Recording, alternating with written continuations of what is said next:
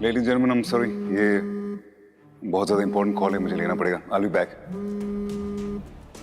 हाँ विमला जी बोलिए।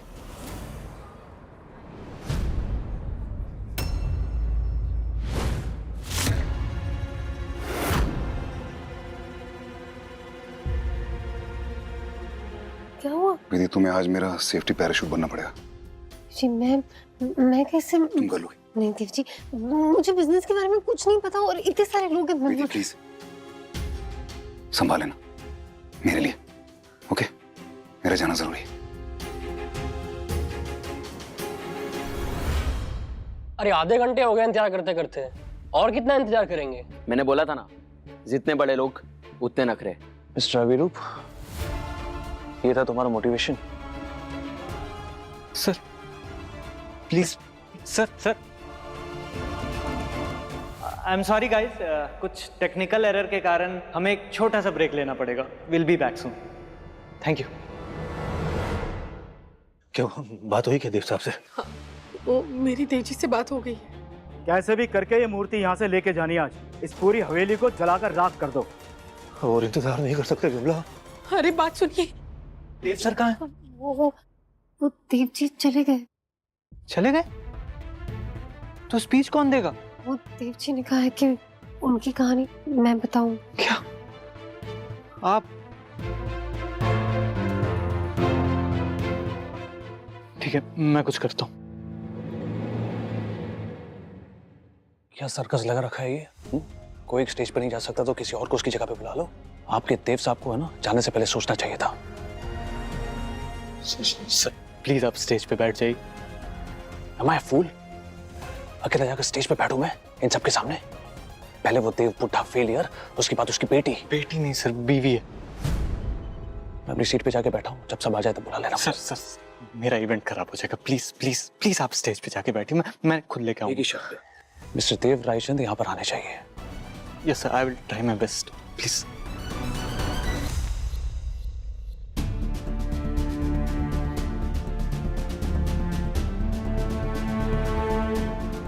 अभिरूप जी,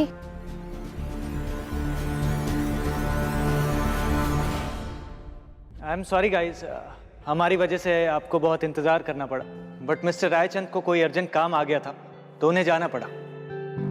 तो अब वक्त है एक नई शख्सियत से मिलने का। कहते हैं हर कामयाब आदमी के पीछे एक औरत का हाथ होता है। आज हमारे सामने वो लेडी हैं जो उसका सहारा बनी, जो ना जाने कितनों का सहारा रहा है। वो एक सच्ची दोस्त, एक अच्छी पत्नी और एक बहुत ही अच्छी जीवन साथी बनकर उभरी हैं। So please welcome on stage Mrs Vidhi Dev Raichand.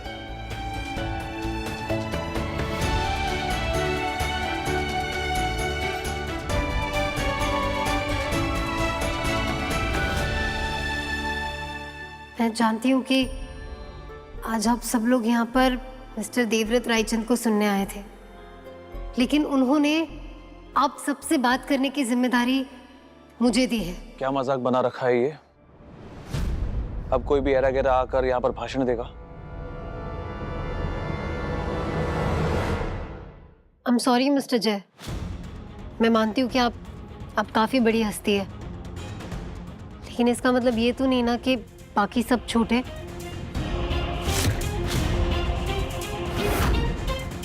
मेरे लिए ये बहुत बड़ी बात है कि मैं आज आप सबके साथ स्टेज शेयर कर रही हूँ and I would like to make the most of this opportunity. तो क्या मुझे इजाजत है?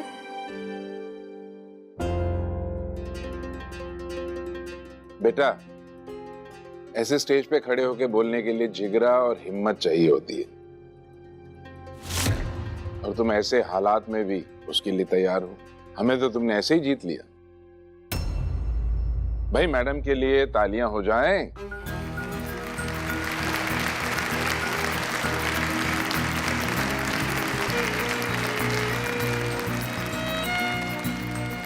इस वक्त देव जी यहाँ होते तो क्या करते, क्या कहते? मैं आज जिस शख्स के बारे में आप सबसे बात करने वाली हूँ, वो इंसान मेरे मेंटोर, मेरे फ्रेंड, मेरी इंस्पिरेशन, इनफैक्ट मेरे बॉस भी रह चुके हैं। और अब वो मेरे लाइफ पार्टनर है, मिस्टर देवव्रत रायचंद। उनकी लाइफ पार्टनर बनने से पहले मैं उनके ऑफिस में काम किया करती थी। मेरे सपने भी आप सबकी तरह काफी सिंपल थे, थोड़ी खुशियां माँ पापा के लिए और थोड़ी अपने लिए। लेकिन इन सपनों को पूरा करने के लिए ना कोई आधार था और ना ही आत्मविश्वास। तभी मेरी जिंदगी में देव जी आए और एक अच्छे गुरु की तरह उन्होंने मेरा मार्गदर्शन किया। इनफैक्ट मेरी तरह और कई सारे लोग हैं जो उनकी विजन और लीडरशिप के थ्रू अपनी जिंदगी में काफी आगे बढ़े हैं। उनकी नैतिकता और एथिक्स ने हमें समझाया कि बिजनेस करने में और एथिक्स के साथ बिजनेस करने में बहुत फर्क होता है। बिजनेस इज बिजनेस मैडम, इसमें सिर्फ प्रॉफिट पर ध्यान दिया जाता है और कुछ नहीं।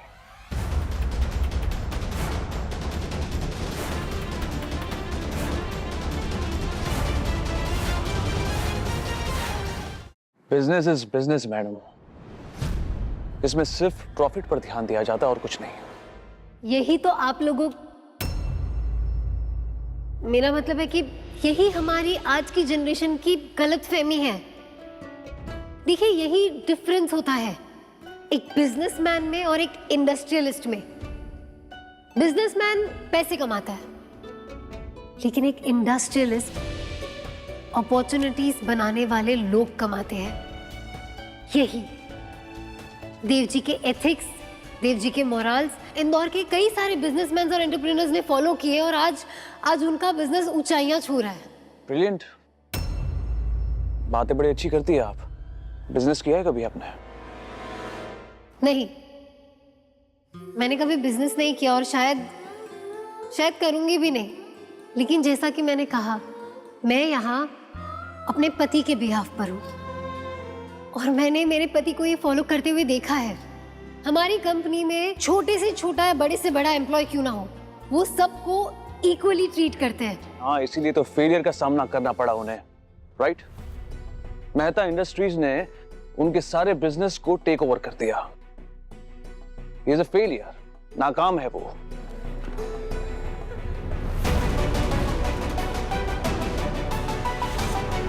मिस्टर जय की तरह यहाँ पे मौजूद सभी लोग यही सोच रहे होंगे कि रायचंद इंडस्ट्रीज को तो मेहता इंडस्ट्रीज ने टेक ओवर कर लिया।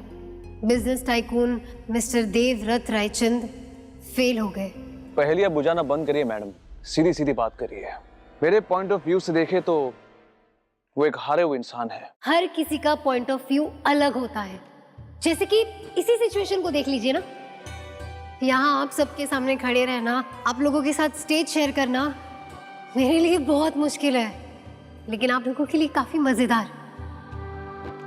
जलती हुई लौ किसी के लिए आरती है तो किसी के लिए घर को जलाने वाली चिंगारी।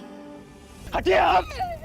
इंस्पेक्टर साहब, देव साहब अंदर है। इंस्पेक्टर साहब बचाइए उन्हें।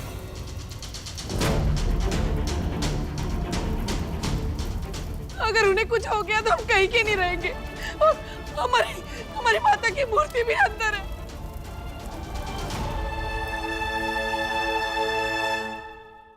बिलीव मी, ये सब विल पावर का खेल है। अगर आप स्ट्रांग हैं तो आप निकल जाएंगे। हाँ, मैं मानती हूँ कि देव जी से उनकी इंडस्ट्रीज छीनी गई है, लेकिन उनका अस्तित्व उनसे कोई नहीं छीन सकता। उनमें आज भी वही पोटेंशियल है जो पहले था। राख से खड़े हो उठने का जज्बा उनसे कोई नहीं छीन सकता। मैं खुद को बहुत खुशनसीब समझती हूँ कि मुझे उनके साथ रहने का सौभाग्य मिला, और मुझे पूरा यकीन है कि वो एक दिन फिर से चमकेंगे।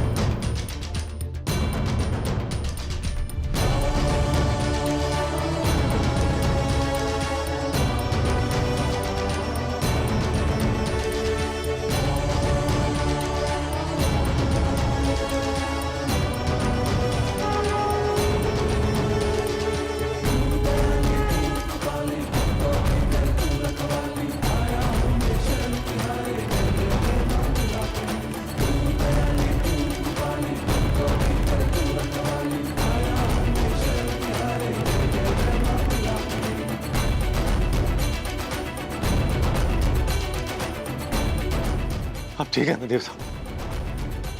आपका बहुत बहुत धन्यवाद।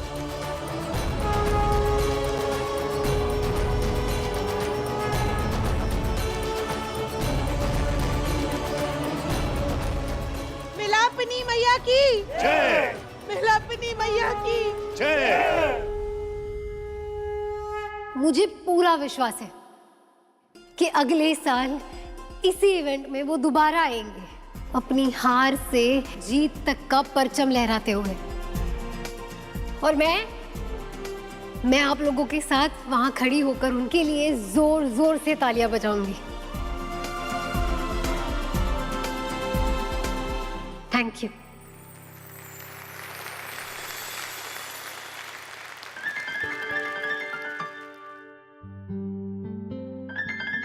मुझे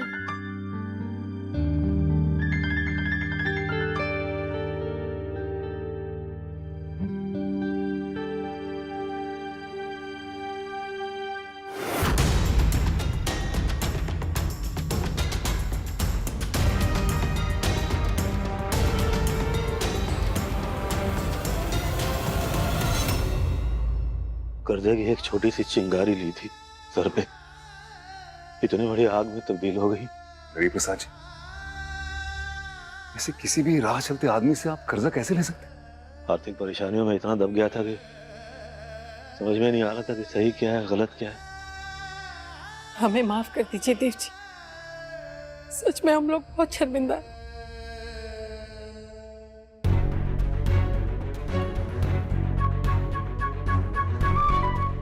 माँ, पापा,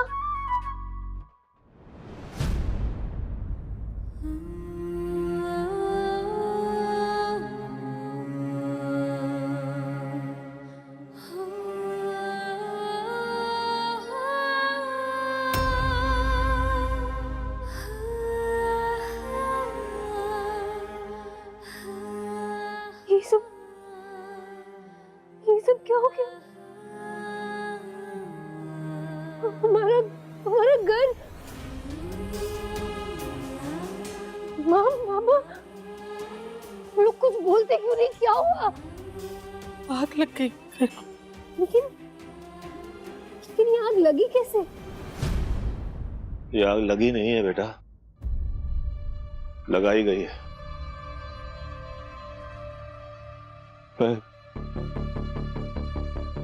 पैसे की तंगी से इतना परेशान हो गया था बेटा कि समझ में नहीं आ रहा था क्या करूं। ये रहे आपके पैसे। कब से आप कह रहे थे पेपर्स लेके आओ, पेपर्स लेके आओ। ले आए पेपर्स? लाई पेपर्स मैं कर देता हूँ साइन।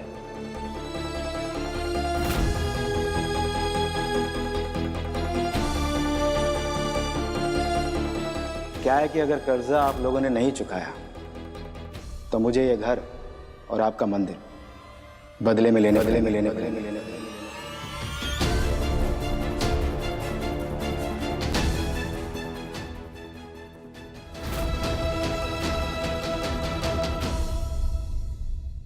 इतना सब कुछ हो गया और आप दोनों चुपचाप सब सहते रहे, और सब सच बताया तो भी अब जब पूरा घर जल गया, अगर आप दोनों को कुछ हो जाता तो मेरा क्या होता?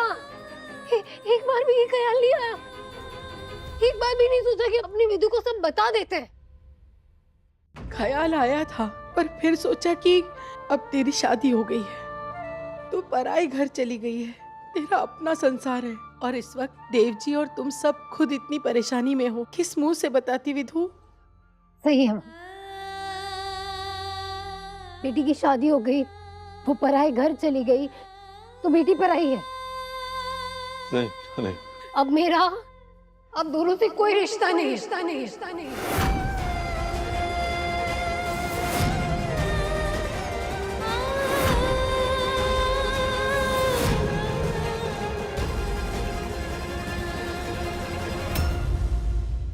ना हूं